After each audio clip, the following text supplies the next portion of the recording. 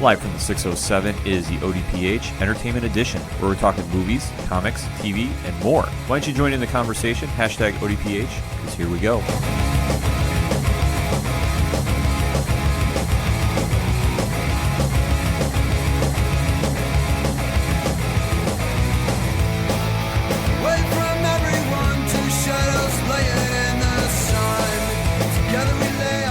And welcome to a very special edition of the ODPH podcast, better known as the Ocho Duro Parlay Hour. We are live at RoberCon. Yeah. Hey. That is right, folks. We have talked about it for many, many weeks now. The ODPH is a proud badge sponsor of RoberCon 2019, the biggest sci-fi gaming and fantasy convention in the 607.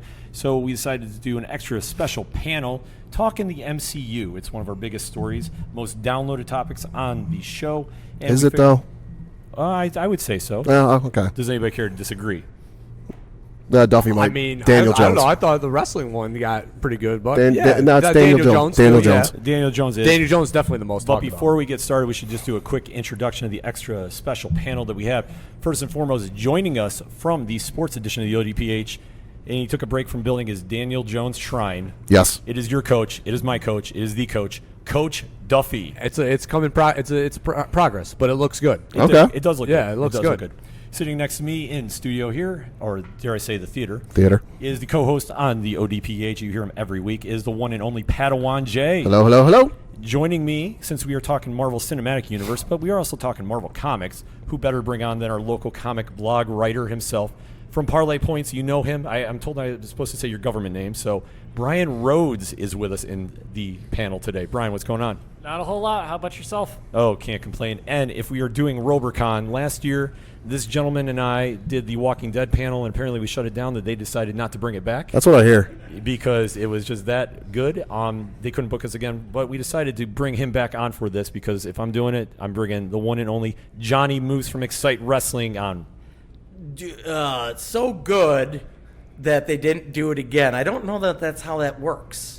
Well, you never know because, we got told we did such a good job. They were trying to book us, and we're like, no, we got something else. I thought that's how it worked. Like, you do something so well, and then they don't do it again next year. You kind of shut it down. No, we definitely shut it down. That part happened. I'm just saying, I don't know if it's... We're doing revisionist history here, I think. Well, we could be. So let's get talking some new stuff, shall we? Sure. Joining the conversation on social media. You can join in on our social media pages found on OchoDuroParlayHour.com. And let's use the hashtag RoberConODPH.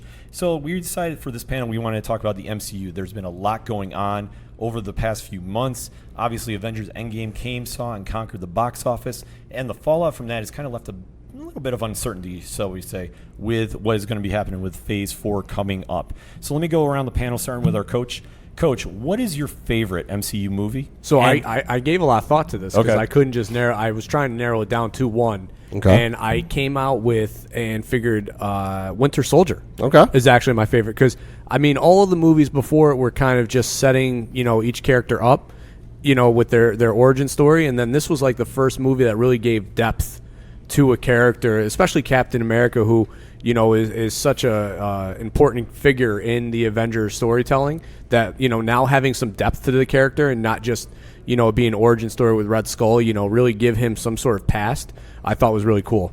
Yeah. Absolutely, Pat. See, I normally I would say Winter Soldier, but I feel like that's going to be everyone's answer for this, so I'm going to try. I was really hoping that I was going to be the only one, Pat. No, yeah, normally I would say Winter Soldier, but just for variety's sake, I'm going to say Guardians of the Galaxy, just because that to me was like, okay, you had everything that was set on Earth, and then you had something that kind of introduced the interstellar aspect of it, I guess you could say, where kind of, even if you're not a diehard big comics fan, you can sit there and go, okay, there's more to this than just what's on Earth. Yeah, it's called You Got Hooked on a Feeling by Blue Swede playing in space. Yeah, there's That's that the too. real reason we like that movie. The whole playlist is good, not just that song, the whole thing. So much they released, 2 mixtapes off that? Yeah. At least. It's got to be something like that. They got Awesome Mix 1 for the first movie and then Awesome Mix Volume 2 for the second one. Yep. So who knows what 3 is going to have. All right, Bri, yours? Oh, I was going to say Guardians, but Josh had to go and beat that. I guess if I had to pick one after Guardians, though, I'm probably going to go with Doctor Strange because that also elevated it by introducing the whole magic concept to the MCU, which they sort of hinted at a little bit,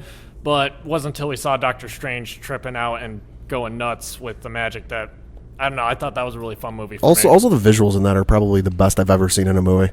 Absolutely, Moose. So the best MCU movie, that's what we're saying? Yes. Yeah.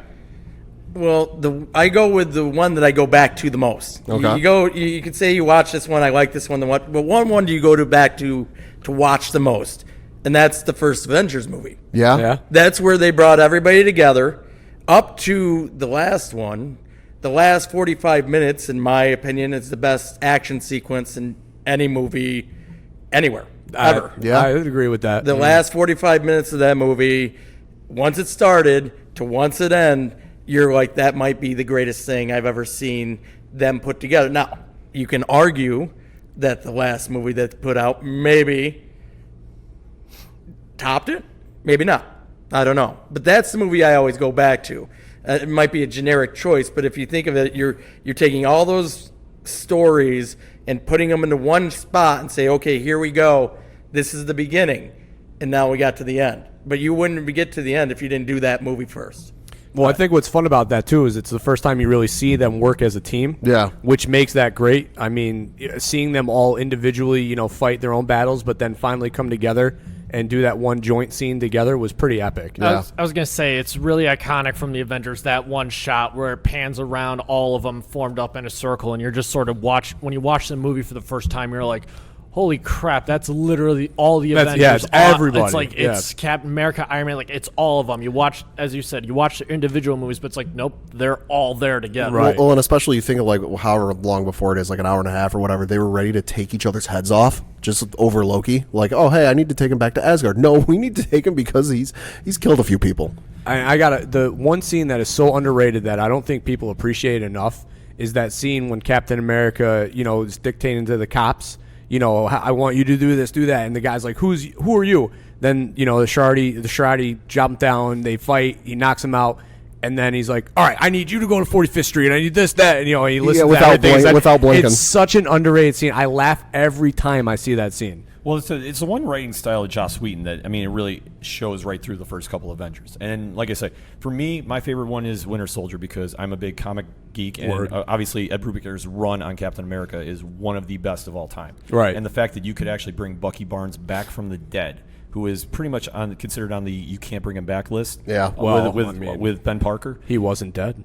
Well, we find out now, but for the longest time, he's always been, considered gone and, never coming back. So to see him get brought back in the manner he did, and the redemption story per se that they've been doing with him in the comics and now in the MCU has been truly remarkable. Yeah. And with Avengers Endgame, though, you figure how the MCU started in 2008 with Iron Man, and at the time, Iron Man was nowhere near how popular he is now. No. By any question. No. So let me ask around the panel now. What do you think is the lasting legacy up to date now of the MCU, starting with Coach? It just goes to show that, the superhero movies can actually make for great movies, I think. A lot of, up until this point, especially with how the Batman era ended in the 90s, it was mostly just about selling, toys. And, The Dark Knight obviously kind of, Batman Begins started to change that. But, Iron Man really took Robert Downey Jr.'s career and blew it up to the point where, now, he's not doing a movie without making $10 million. So it's like, what they did from a career standpoint for all those guys, and all those girls, obviously you can't speak enough to that. And then just the fact that it set a franchise and God, what it did for Disney. Yeah. Purchasing Marvel. You can't even count what it's done for them. Yeah. No, I think it kind of showed Hollywood in general that, you could do a shared movie universe that interconnected, and it didn't have to be something pre-existing, because you think of before that, okay, you had the Harry Potter movies, but those were already pre-connected. Like, they just had to take what was there, adapt it for the screen, and make some changes. Same with Lord of the Rings. This showed that, okay, you can take something that is vast and large and make it into this behemoth juggernaut films and really interconnect it and make it successful. And you can pick from each story. You don't have to go verbatim from the comics. You can take ideas and then put them into the movies. I was going to say, I'm going to go off what you said, Josh. You can look at other studios, like Warner Brothers has done it with DC. They attempted. I'm not getting into that. Otherwise, we'll be here till next month. On the show here. And then you got also even just the Monster Cinematic Universe with Godzilla crossing over with the new King Kong, and you had what was it? Universal was trying to do their Monsters. One, which it's that's even another impact. It's people are really all right, well, what can we sort of take and make it into our own universe? Like, because Marvel did it with this. It's like we have all these properties. How can we put them together? It's like you don't just think of that overnight without seeing like success that Disney did with Marvel. It's like it's just crazy. Yeah, it's really interesting to see about that. Moose, what's your take on this? I think we're missing the whole genre that should be combining everybody, and that's our horror fans here. Why aren't we combining them the proper way? I mean, they tried, and it was Freddy versus Jason. I like that movie. I think we've talked about this. I was a fan of that movie, very much so, and it made $100 million. Let's point that out for a Freddy and Jason movie, $100 million plus. So I'm just saying. Okay. And Robert Englund wants to do one more. I'm just saying. Sure. I'm just saying. He's throwing the karma out there, folks. We can do this, and if they do it right, it could make sense. It could, but you got to look at just where they started with Marvel. When Iron Man took off, I mean, they were just coming out of bankruptcy or just refinancing everything. So if Iron Man didn't succeed, you have to think the company probably would have gone under. Right. I mean, to be fair, it almost could have gone. I mean, Iron Man was a success, but like Hulk was awful. That followed it up like right after, and it's like, and that could have even been like, hey guys, all right, we had a good one.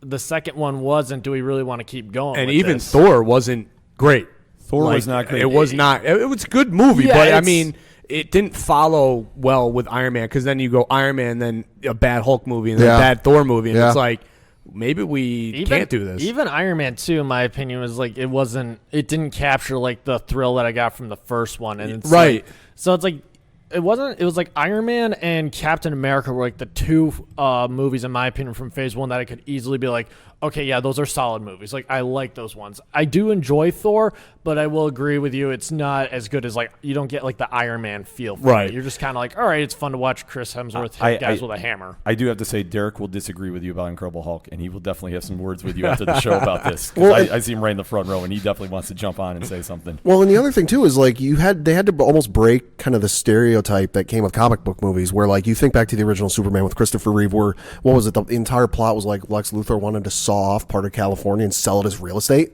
Like, I'm sorry, that's brilliant. No, yeah, but in terms that of, like, is capitalism. I mean, that is brilliant. Yeah, but like you gotta like to legitimize it and like, okay, you're gonna get your diehard comic book fans to go. That's not an issue. It's like with anything. You had to get the people who like they know who the characters are. They might not know who they are, but you got to give them in the seats, and you got to give them like a legit plausible story.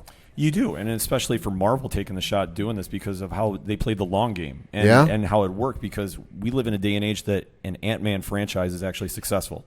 Yeah. And the Guardians of the Galaxy is taken from being the forgotten franchise of the future to now one of the biggest titles they have going for Marvel. And that was all casting, though, too. Well, there's a little bit of casting, a little bit of luck, because if it didn't connect with fans, it would have got canceled. I mean, take a look. Marvel, we do forget that they did fail with a couple projects in Inhumans. And Iron Fist was not exactly the biggest hit coming out. I actually liked the Iron Fist show. I mean, it wasn't great. I'm just saying, like, it was good. For being a Netflix show, it was all right. Yeah. And considering that is under the MCU banner. Right. Because at the time when they decided to start branching out, because the movies were doing so successful, they tried tying it into their TV universe. Whereas if you want to compare DC to that, DC did not start out doing a shared universe, even though they showed it could work for them on their television networks, because, I mean, obviously one of the biggest crossovers coming to TV this fall is Crisis on Infinite Earths. Yep. And I don't think if Marvel was so successful with what they did with the MCU, because let's face it, once they got to the Avengers, they established every character for the most part. Yeah. With an origin, you knew who they were. It was an easy, accessible point that they could just jump in and fans could connect with them. Right. With the exception of Hawkeye maybe? Yeah. So you have to see the success they did, and now where it's kind of spiraled out to where we got with Endgame and Infinity War, because at this point, this was the buildup of all the years of the movies. The characters are all connected somehow, albeit they took one of the biggest storylines of the Infinity Gauntlet and made their version of it. Obviously, if you read the comic, it's a completely different way. And to see it pulled off is truly a remarkable feat. Well, I think the biggest thing that you got to give credit to is Feige. Yeah, Kevin Feige. Without him, who knows where this goes? You know, I mean, that's the one thing that when you talk about DC that they're kind of missing is that one man in control overseeing everything and is tied to every film. And because they have that one directive control, he's able to refocus films that maybe would have gone, that route and bring it back in and say, no, we got to steer it in this direction because this is what this story needs to tell to get to the next movie. Right. All right, and I like how you brought this point up too, because now with Endgame being over, the first 3 phases of Marvel's MCU is done. Yeah. We now step into uncharted water. Yeah. With Phase 4. Now, we have heard some of the projects that have been announced, and especially we're going to include the Disney Plus shows too. Sure. The next movie coming out is Black Widow. Yep. Then we have Falcon and the Winter Soldier. Mm-hmm. We have the What If series, but I'm not really counting that one involved. Sure. With it. We have the Eternals, which is coming out, which can go either way. Yep. We have Loki, which comes right out of the Avengers Endgame storyline. Hawkeye is coming out at some point. Yep. WandaVision is coming out. Doctor Strange in the Multiverse of Madness. Thor, Love and Thunder. Yeah, but there's some good stuff coming. So let me ask you this. Where do you think is going to be the biggest hit coming out of this that can reignite the torch of Marvel? I mean, personally for me, the Eternals right off the bat, I think is probably the one movie that needs to make the biggest impact just because this phase is Guardians of the Galaxy. They're not really known. And I mean, it's kind of an outside backdoor way to bring in the X-Men and mutants into the genre or back into the MCU, because I think for me, that's where really this Phase 4 needs to go is they really need to bring those properties that they got back from Fox into the fold, because you can't go on without, having, a good Fantastic Four film, which I think they would nail. Mm-hmm. Yeah. No, yeah, I think for me it's probably going to be Doctor Strange in the Multiverse of Madness, just because when you open, kind of the Pandora's box that is multiverse and anything and everything you can do with it, that's where I think you can have some fun and really introduce some crazy things. See, I'm actually going to go with that one too, but not for your reason. I like the fact that it's supposedly going to be sold as a horror movie. Yeah. And that's where I think it has the potential to reinvent the wheel a little. Is like, okay, you can keep making movies with like the same characters, but in my opinion, if you don't change up the type of movie you're making, it's not really going to do much. Like, you could have done another Thor action movie for the third one, and it probably would have ended up like Dark World, where, okay, it's got good special effects, good action sequences, but it's totally forgettable. They instead decided to make it a Thor Ragnarok a total comedy, and it's honestly one of my favorite movies in the MCU. If you can now reinvent the wheel with Doctor Strange, and it's like with all the magic and stuff, like, yeah, we're going to make a horror movie now, that kind of can open the door to potential other avenues you can go, like for when you finally get to Blade, because Blade should also be another horror one with, okay, if you're dealing with a vampire hunter, you shouldn't have a cookie cutter action movie like that. One should be brutal. Well, that's what they were, and not the MCU, but that's, Venom was pitched as that with Sony, and it wasn't scary at all, but that's what they tried to pitch it as. It was going to be a horror film. And I mean, I think the superhero horror film is something that definitely, they could do right in the MCU. Yeah. Moose? The key to doing what they do is to make it accessible to anybody. Sure. Mm-hmm. You look at the Avenger movies, even the very last one, Endgame, right? Yeah. If you've never seen an Avengers movie and you came in cold, they kept giving you plot points of everything that's happened up to this point. So you could watch that movie and not know anything about these characters and instantly start to learn about these characters, but not do it in a way that people that have watched all 25 films or whatever it is are annoyed by that. They're very smart in that regard, in that most of these movies, they reintroduce the characters in a way that diehard fans are happy, but you can just digest it. It's easily digestible to people. I think that's part of the reason why the DC movies didn't do so well. Right. Because they're not accessible. The Batman, is killing people, which probably shouldn't happen. Superman is going nuts and screaming all the time and literally destroying all the buildings and people that he's supposed to be saving, which was the whole point of Superman. Marvel's been very careful to protect their characters better. Well, and especially you bring up the whole making Endgame accessible for people. Even if you haven't seen any of the films, like within the first half hour to hour of the movie, they give you the plot points, the bullet points of, okay, here's the stones, here's what they are, here's where we've seen them, and let's go.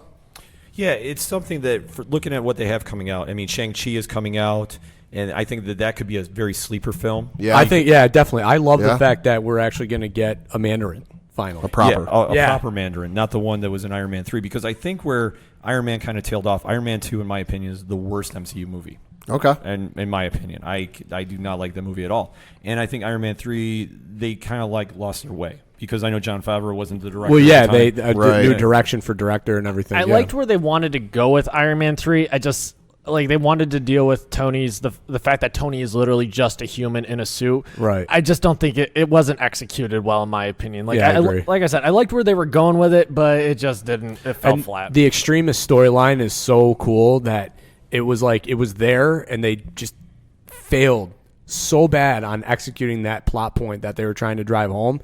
And then just bringing out and just throwing out the Mandarin just to throw it out there was like, this is such a character that has such a love in the MCU comics that, like, I mean, when I was watching the Iron Man comic show back in the day, the Mandarin was like, I would be creeped out because he's such a scary character. Yeah. And then you get this just dud of a delivery in the movie. It was just like, why do that to me? Well, why? Especially the concept of like, okay, Tony dealing with, the ramifications of what happened in Avengers and like just mentally what that would do to him. Like you flew to you got transported to another part of the universe and you almost died. Like that's not something you grow up learning about on Sesame Street.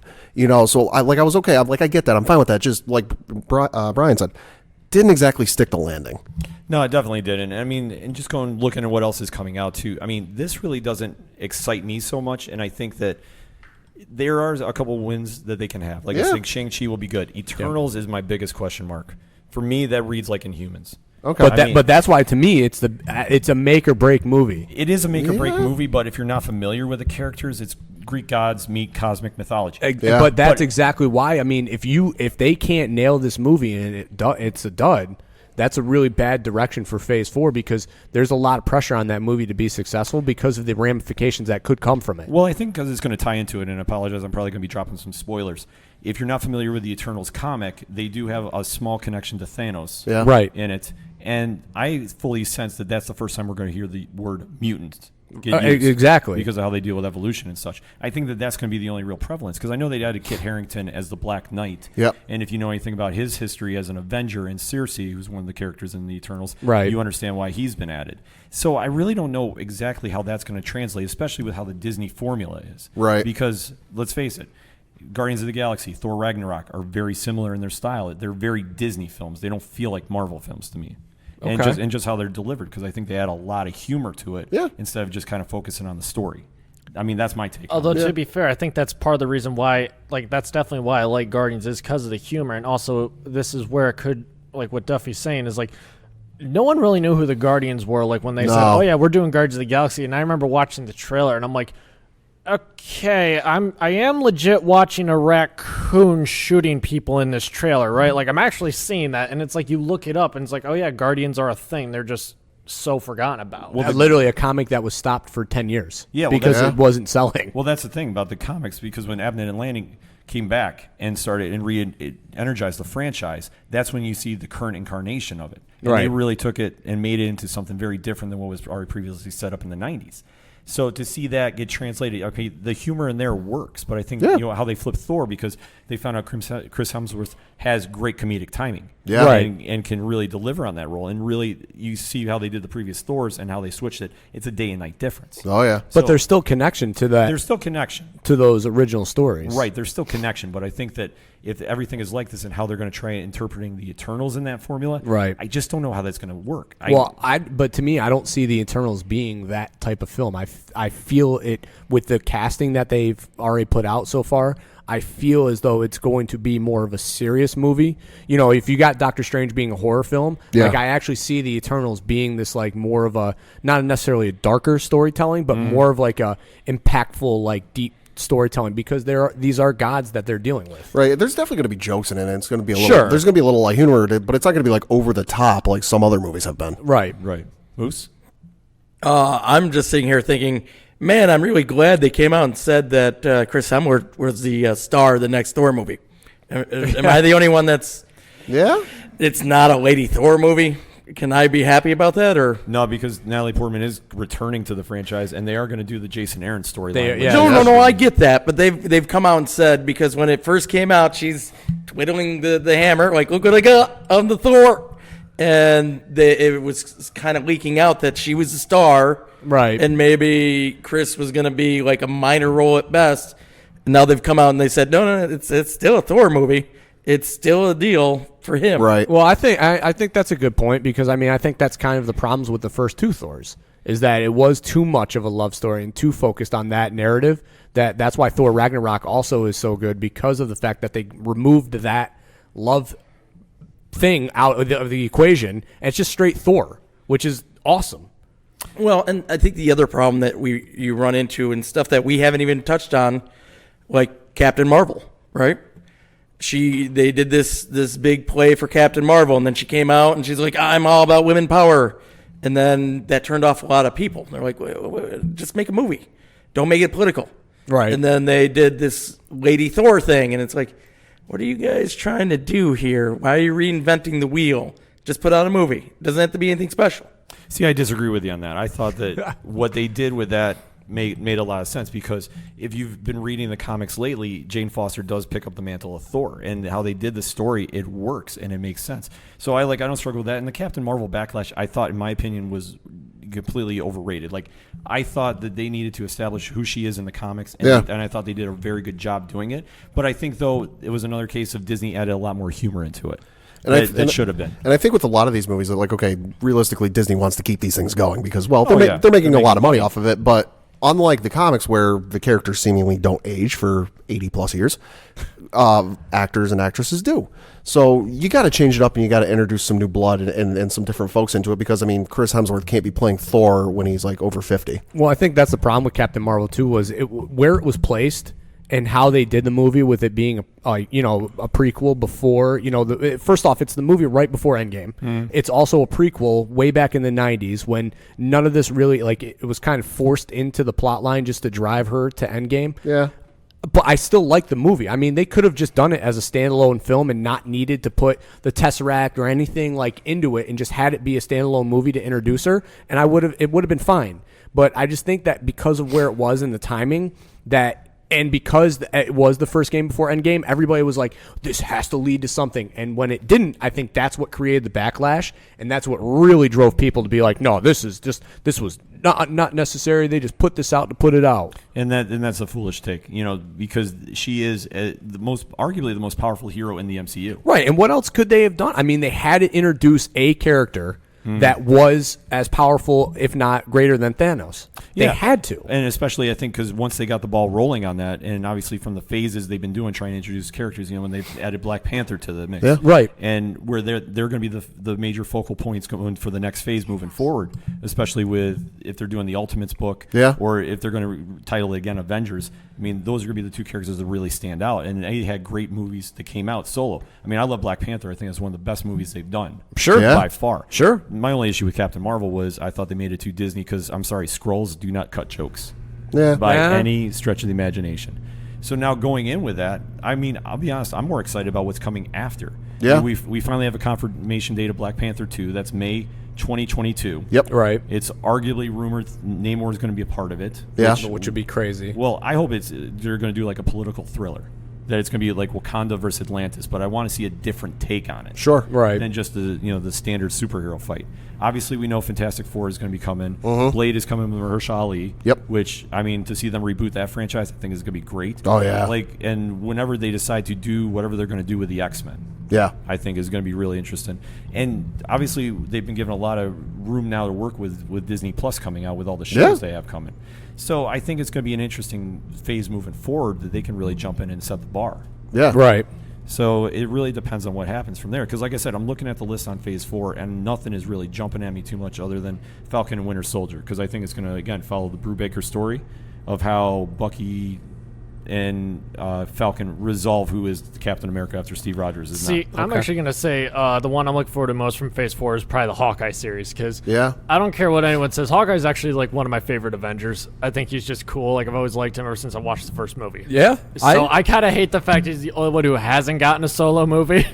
Well, I love, and I mean, Jeremy Renner just he captures that character real well. Yeah. And I think that's what part of it is. I like Jeremy Renner as him. It's like I want to see him in a solo like Hawkeye movie. Yeah, sure, I agree. I think the other interesting one's going to be the What If series that's coming out for Disney Plus, where it's it's an episode for every film in the cinematic universe, and just being a person who loves kind of that almost no pun intended, what if from different franchises, you can definitely have some fun with that, where you can go back and do something wild with Ant-Man or Guardians of the Galaxy 2, and just to see what they can do with some of those films that you love so much and go, oh my god, I never would have thought of that. And let's not forget about what recently got announced for Disney Plus. We have She-Hulk the elephant coming. in the room. Yeah. Huh? We have She-Hulk, we have Miss Marvel, and we have Moon Knight. Yes. So let me ask the panel, what's your takes on those characters now joining the MCU? I mean, I don't know enough about them, so I mean, I'm going to give the shows a shot to give it, see what it is. I just want to know, because what they did with Netflix is they tried with those Marvel shows to really tie it to the universe, and then they just, you could feel that it wasn't fitting in well. So I want to see where these shows land as far as what the universe is, the Marvel cinematic universe is tied into. Right. And if those shows land and do well, I'm all for it. No, I'm definitely excited for the Moon Knight one, just out of the three of them, just because I think there's a lot of potential and a lot of things, characters you can introduce for that maybe don't necessarily need to be in a full-fledged film.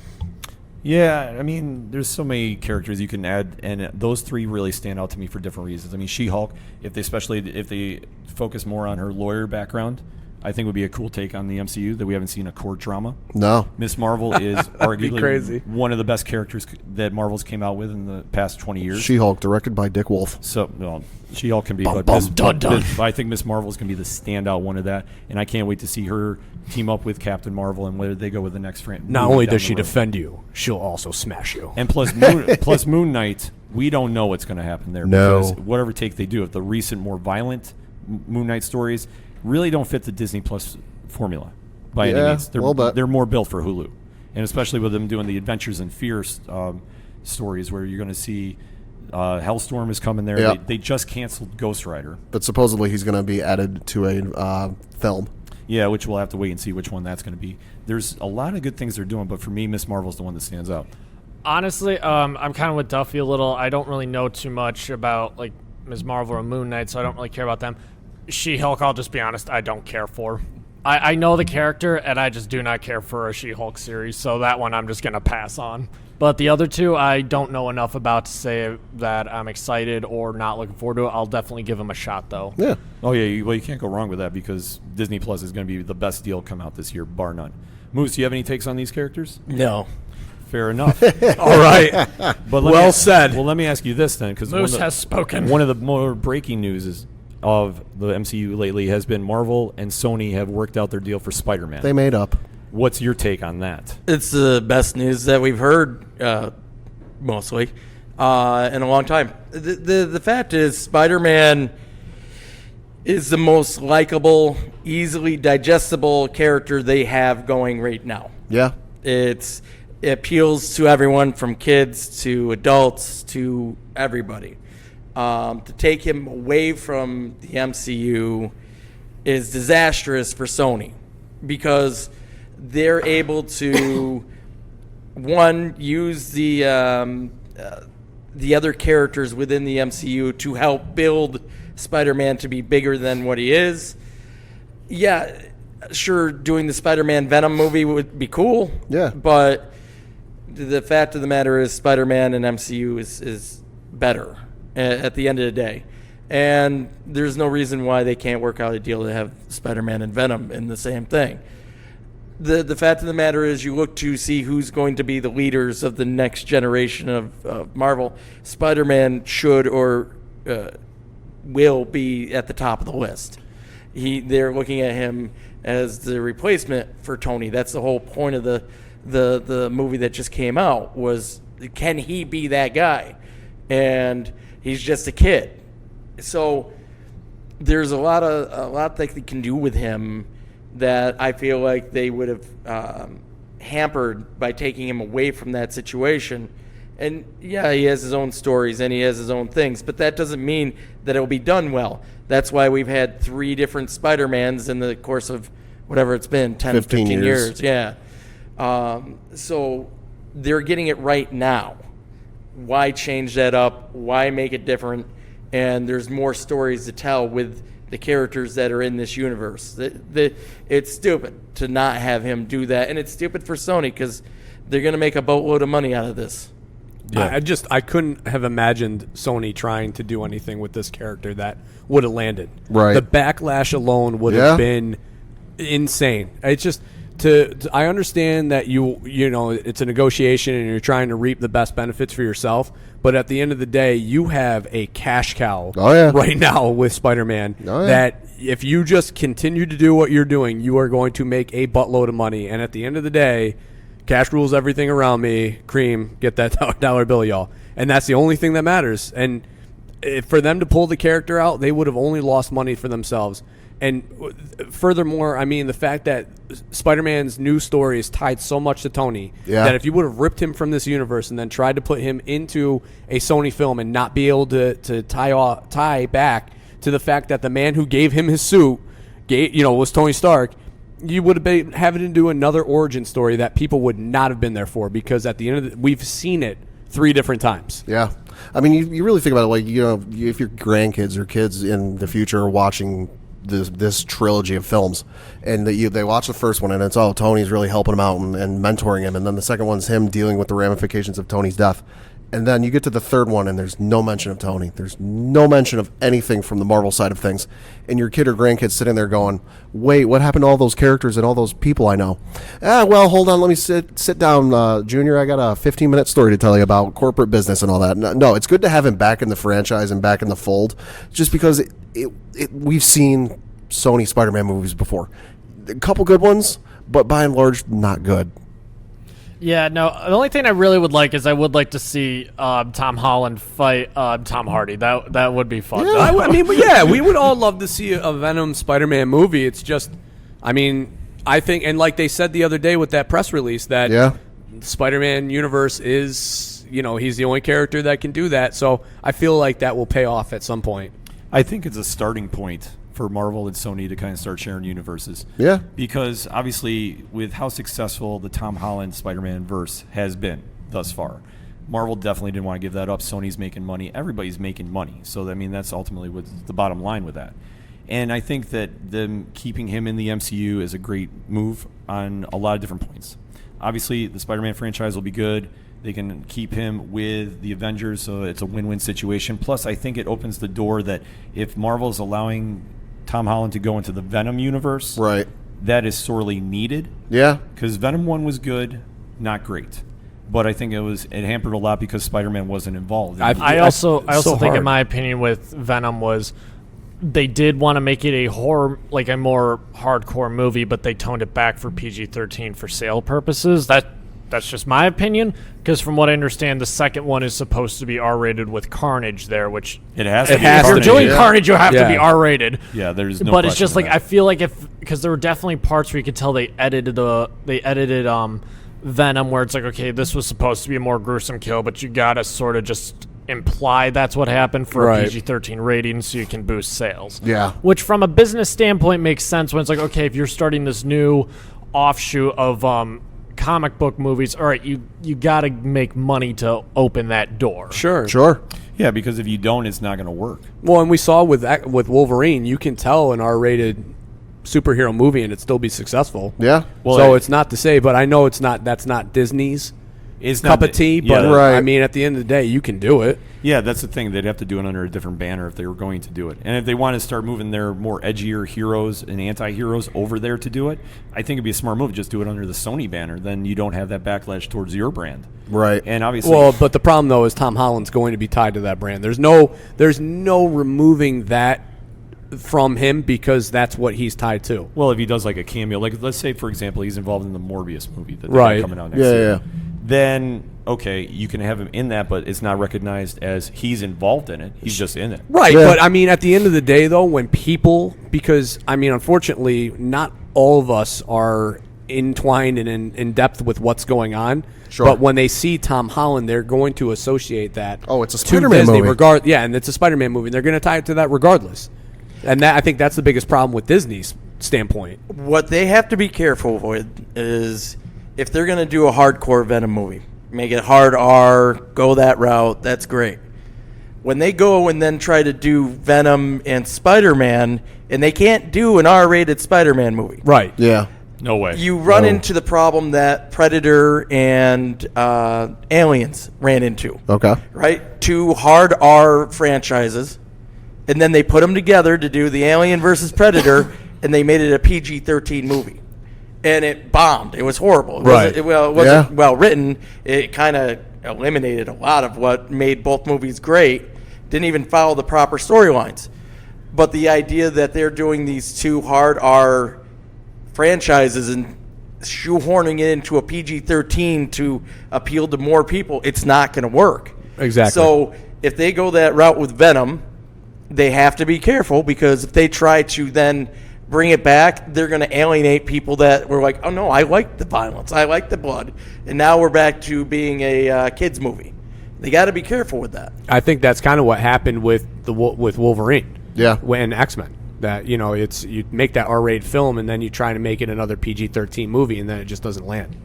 I mean, my thing though is you could still make a pretty brutal PG-13 movie. I mean, if you did a Venom Spider-Man crossover fight, I mean, it could very well be like the first Tobey Maguire Spider-Man. I mean, there's the one scene at the end of the movie, which, spoilers if you haven't seen the Tobey Maguire Spider-Man. If you haven't by now, I'm sorry. Like when Green Goblin's fighting him in the warehouse at the end, it's like, it's a PG-13 movie, but my God, that fight is brutal. Like, you see blood fly from Peter's mouth as he gets knocked through a wall. It's like, you could still make it. Like, you could just maybe go in being like, okay, this is a PG-13 movie, but it is going to be a little bit of an edgier one, like where you start to kind of, like, so like you could still appeal to both people, like kind of the more violence that Moose was talking, but it's also like, okay, you can still then like be more lighthearted at parts too. Right. I just think the problem though is that if you take Spider-Man from Marvel and then put him in the Sony verse, and you do it after a Carnage Venom film that is going to be R-rated, it's going to be impactful because people are going to want to see it because it's Spider-Man done right, Venom done right, but it's going to be following such a gruesome story that it's going to be a difficult follow-up. So overall, would you say that now the next phase of Marvel, there is hope and that they're going to continue? I mean, of course, they've made a bootload of money before. They're going to make a bootload of money now. There's always hope. Is there any contenders to the throne? No. Exclamation point. I disagree. DC's only, in my opinion, like... Are you disagreeing just to disagree? Nope. No, I'll get fully into it. Moose, what do you think?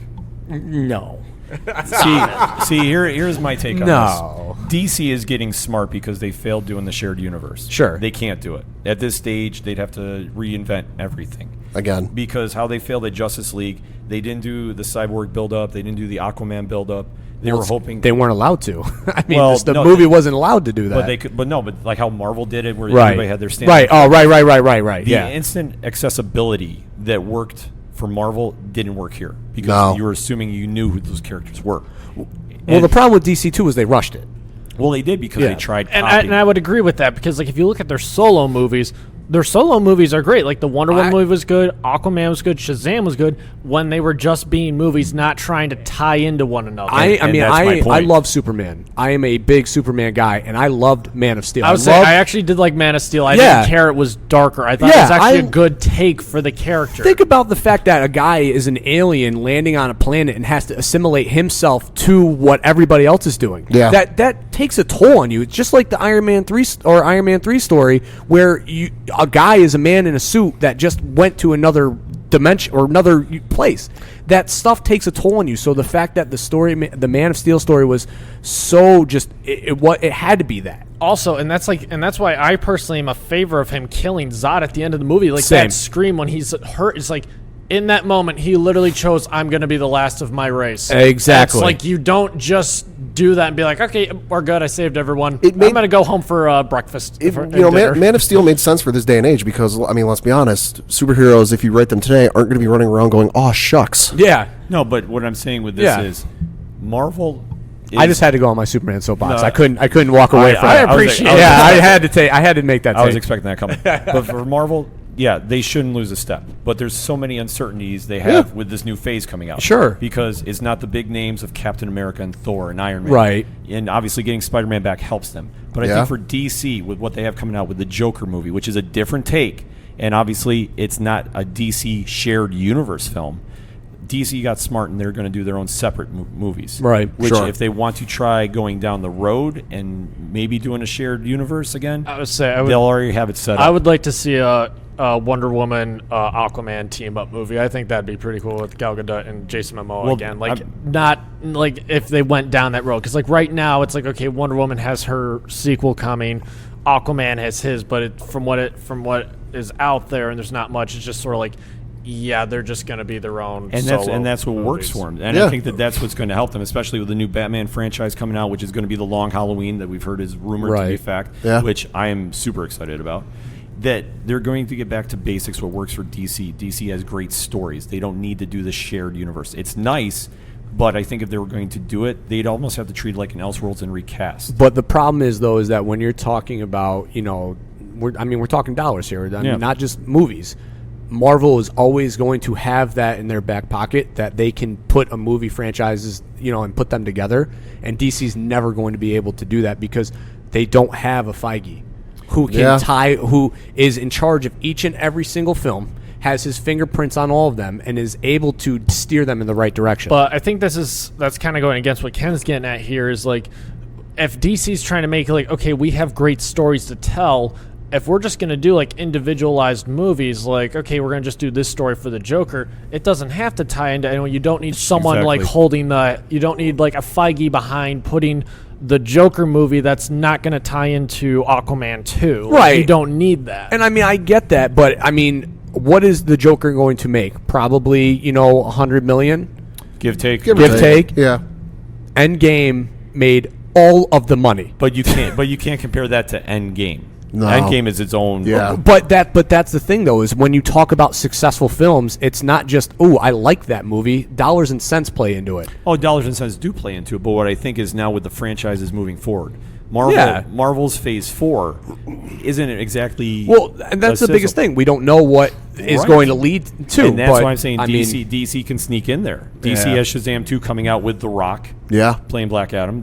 He's already said that enough on social media that he's going to be involved. But make a Superman film 2. Make Superman 2, and then you'll get me back. Well, because they're just dropping the character. Well, with Superman, they're dropping, but they have the Suicide Squad coming out, which is Stark. The only thing that helps that is James Gunn. Well, James Gunn and the casting. The casting is a big point. Moose? I was going to say, the cast is definitely going to play a big role in Suicide Squad. And from what I understand, it's not supposed to tie into the first one. It's meant to just go back to, we're doing a Suicide Squad movie, and you got, I'm happy to see Margot Robbie coming back, and even Jai Courtney, I actually did like his Captain Boomerang. And like you said, though, James Gunn definitely is going to help a lot with it. And then also you got Nathan Fillion from Firefly for all you fans of that show out there. Well, right. Like I said, there's so many properties they have coming out for DC that they might be able to sneak in there. And especially when the New Gods come out with Ava DuVernay directing, Tom King writing. I mean, you basically are going to out-Eternal Eternals with that movie. Because that is the benchmark. No, that is the benchmark, without question. Moose? No. Stop with that. The Wonder Woman movie was great. The Aqua movie was great. The Combo movie, they had to redo it. But then I read what the story was supposed to be and where they were going to build. I don't want to see that movie. I don't want to see the movie where we have a Batman and a Superman and Wonder Woman and the world still blows up and we're all dead. That doesn't appeal to me. That's not the movie I want to see. I want to see Superman save people. I want to see Batman be dark and brooding and save people. I don't want to see. We don't have to do the whole world is blowing up and everything is dark and scary movie. We don't. I mean, the Avengers lost. Yeah, the Avengers lost, but at the end of the day, the world still was there. The world was still turning. There's just half the Only people half there. Of it, yeah. That the movie that they were going to make, it was like a dark wasteland. It was what Batman's evil visions were. It was just going to be one horrible place, and that's not what it should be. It's not, and so we're going to kind of have to wait and see what's going on because we're running out of time for the panel. So final thoughts on the MCU starting coach. Thank you for great movies.